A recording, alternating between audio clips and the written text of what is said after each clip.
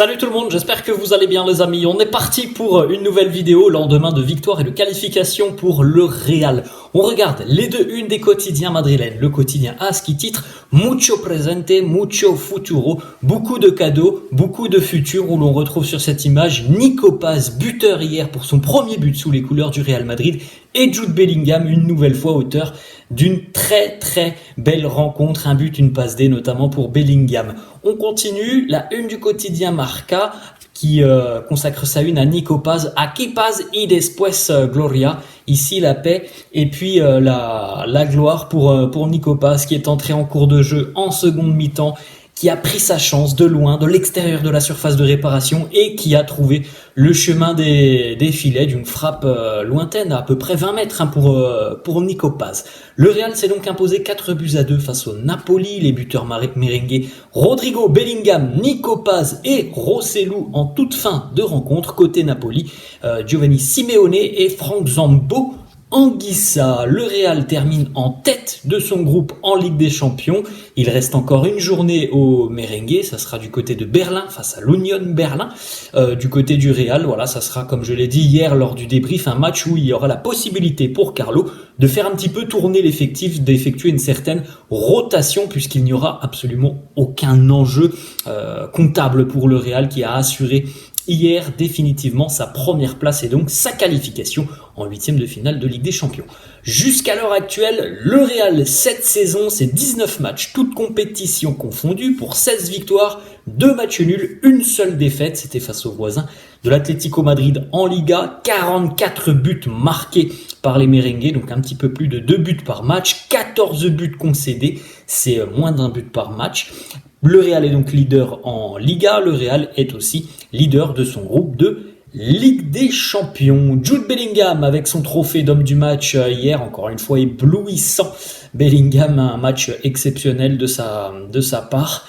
Bref, depuis le début de saison, rares sont les fois où on a été déçu de Bellingham. Il y a peut-être ce match face à l'Atlético où il était un petit peu en dedans, mais il me semble, d'après mes souvenirs, qu'il avait quand même été plutôt à l'aise par rapport à certains de ses coéquipiers qui étaient passés à côté.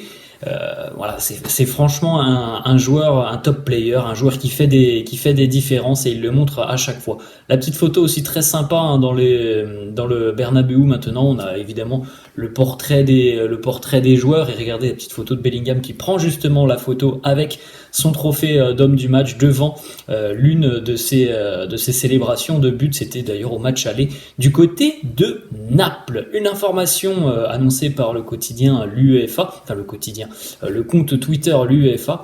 Les plus jeunes joueurs à inscrire 10 buts en Ligue des Champions, Kylian Mbappé est en tête, 18 ans et 350 jours devant Erling Haaland, et en troisième position on retrouve donc Bellingham à l'âge de 20 ans et 153 jours. 10 buts pour Jude du côté de la Ligue des Champions. Ensuite, on continue avec une déclaration de Bellingham sur le but qu'il a inscrit hier avec cette offrande de David Alaba. David Alaba qui a tout de suite compris que Jude allait prendre la profondeur et il lui a offert un caviar. Bellingham qui nous dit « J'ai fait beaucoup de courses depuis le début de saison en partant du milieu de terrain. Lorsque j'ai vu que David avait le ballon, je savais qu'il allait trouver une passe et avec beaucoup de qualité dans la surface. C'est ce qu'il s'est passé. Je pense que ce but, c'est surtout grâce à David et sa précision. C'est quelque chose qui nous aide beaucoup d'avoir des joueurs de qualité comme cela. Une petite information, vous l'avez peut-être remarqué hier, Jude Bellingham portait les crampons iconiques de Zinedine Zidane, notamment lorsque Zizou avait marqué en finale de LDC, il y a 20 ans maintenant. C'était face au Bayer Leverkusen. Je pense que vous vous souvenez de cette reprise de volée légendaire de Zidane. Moi, c'est l'un de mes buts favori all time. À chaque fois que je pense à un but magnifique, je pense très souvent à ce but de Zizou face au Bayer Leverkusen. Vous vous en souvenez, cette reprise du pied gauche à l'angle de la surface a été magnifique. Regardez, hier, les crampons portés par Bellingham étaient ceux de Zizou il y a une vingtaine d'années. On enchaîne avec une déclaration de Carlo qui nous dit Jude continue de nous surprendre, il surprend tout le monde. Personne ne pouvait imaginer qu'il allait si bien s'adapter à l'équipe et aussi rapidement Ce qui est dingue, et qu'on en a déjà parlé à de nombreuses reprises, c'est qu'il n'y a pas eu une petite période d'adaptation pour Bellingham. Il a tout de suite été performant, tout de suite été dans son élément, il s'est tout de suite incorporé à l'équipe d'une très très bonne manière, tout simplement. Il y a pas grand-chose à dire, hein, c'est un crack. Une petite déclaration aussi de Rodrigo, buteur une nouvelle fois hier, on en parlera dans quelques instants avec des stats autour de Rodrigo. Il nous dit c'est difficile de marquer plus de buts que Bellingham parce qu'il marque à tous les matchs. C'est quand même vrai, hein, c'est dingue, hein, depuis le début de saison que Jude Bellingham, meilleur buteur du Real et de loin en plus, hein, il n'y a pas forcément débat sur la question, donc c'est une énorme surprise. On n'attendait pas un tel rendement de Bellingham, surtout hein, en termes de productivité offensive de buts, tout simplement. On n'attendait pas Bellingham avec déjà 15 buts à la mi-novembre, hein, ça c'est quand même assez fou. On continue les amis avec quelques petites informations qui concernent Nico Paz. Regardez, c'est ce moment. Regardez déjà la musculature au niveau de la cuisse de Nico Paz, et puis donc la prise d'appui, il est bien équilibré, la frappe de balle, et donc 2 secondes plus tard, le ballon au fond des filets d'Alex Meret qui s'est un petit peu troué, c'est vrai, sur la situation.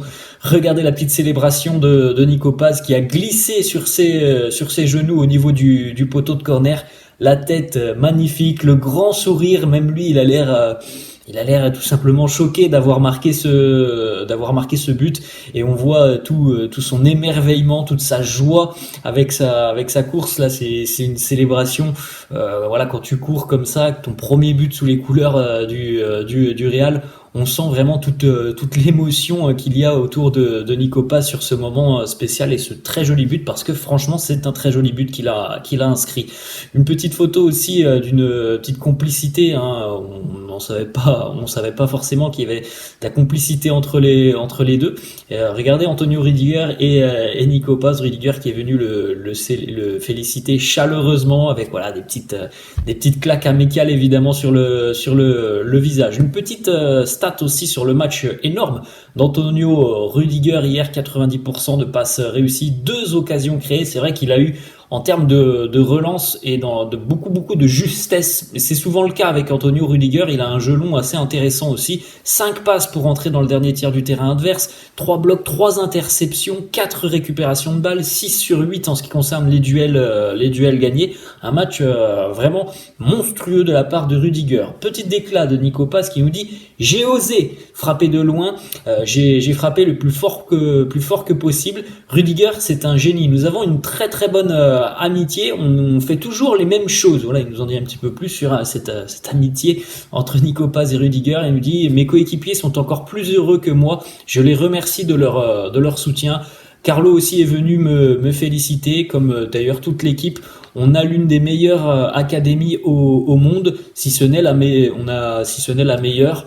On essaye tous, nous les jeunes, quand on arrive en équipe première, eh bien de contribuer au succès de l'équipe. Nico Paz qui rajoute aussi un rêve qui est devenu réalité. Toute l'équipe et le staff est venu me féliciter. Nous avons un groupe incroyable sur les réseaux sociaux évidemment aussi, hein, pas mal de joueurs sont venus féliciter Nico Paz sur Instagram, par exemple Bellingham, Vini, Antonio Rüdiger, Gonzalo Garcia. Voilà, il y avait beaucoup de monde. Il y en a d'autres, hein, évidemment, il y en a, c'en est quelques-uns, mais il y en a d'autres, hein, qui sont venus féliciter le jeune milieu argentin. Des petites images aussi de la famille de Nico Paz qui était présente au Bernabéu. Alors je pense que voilà, on a peut-être sa sœur et sa maman, je suppose. Voilà, ému au larmes de voir le fiston marquer ce but somptueux en fin de rencontre. Nico Paz donc cette saison, c'est ses grands débuts en Ligue des Champions, c'est les grands débuts en Liga. Il est, on le rappelle aussi, hein, quand même, parce qu'il a joué avec la Castilla beaucoup, il est le meilleur buteur à l'heure actuelle de la Castilla, et puis donc ce premier but sous les couleurs du Real en LDC. Ensuite, une autre statistique sur Nico Paz. À l'âge de 19 ans et 82 jours, Nico Paz est le 2e plus jeune argentin à marquer en Ligue des Champions, derrière évidemment Lionel Messi qui avait marqué en 2005 à 18 ans et 131 jours.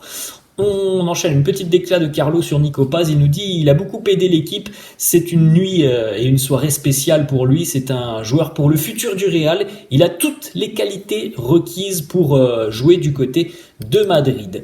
Autre déclat de Carlo qui nous parle de l'atmosphère du vestiaire. Il nous dit il y a quelque chose de clé dans le vestiaire. Tout le monde est très concentré, très professionnel. Je pense que c'est ce qui fait la différence sur des soirées comme celle-là. Autre déclat de Carlo qui nous dit ça a été un match vraiment compétitif. Le Napoli a montré un très bon niveau. On a plutôt bien joué. On aurait pu être meilleur en défense. Nous n'avons pas forcément été toujours très agressifs. Carlo qui note tout de même qu'il y a eu quand même des progrès réalisés défensivement après la défaite face à l'Atlético. Il nous dit nous sommes beaucoup améliorés défensivement. On est beaucoup plus intense, beaucoup plus compact maintenant. C'est vrai quand même qu'en début de saison il y avait beaucoup de doutes. Maintenant le Real concède des situations, il y a quand même des situations qui sont mieux gérées, ça c'est une évidence. On enchaîne avec Rodrigo qui continue de performer. Rodrigo qui a marqué hier. Il est sur une très bonne série puisqu'il a marqué tout simplement sur ses 4 derniers matchs avec le Real. Il est impliqué sur 11 buts, 7 buts et 4 passes décisives sur ses 7 derniers matchs au Real, toutes compétitions confondues évidemment, alors qu'il n'était impliqué que sur 2 buts lors de ses 12 premiers matchs cette saison. Donc un but et une passe D, là on voit la différence. Il y a eu 2 mois et demi et très compliqué pour Rodrigo là depuis un mois. C'est un joueur qui a retrouvé la confiance. C'est un joueur aussi qui a peut-être bénéficié de l'absence de Vinicius pour jouer dans un poste qui lui est un petit peu plus familier.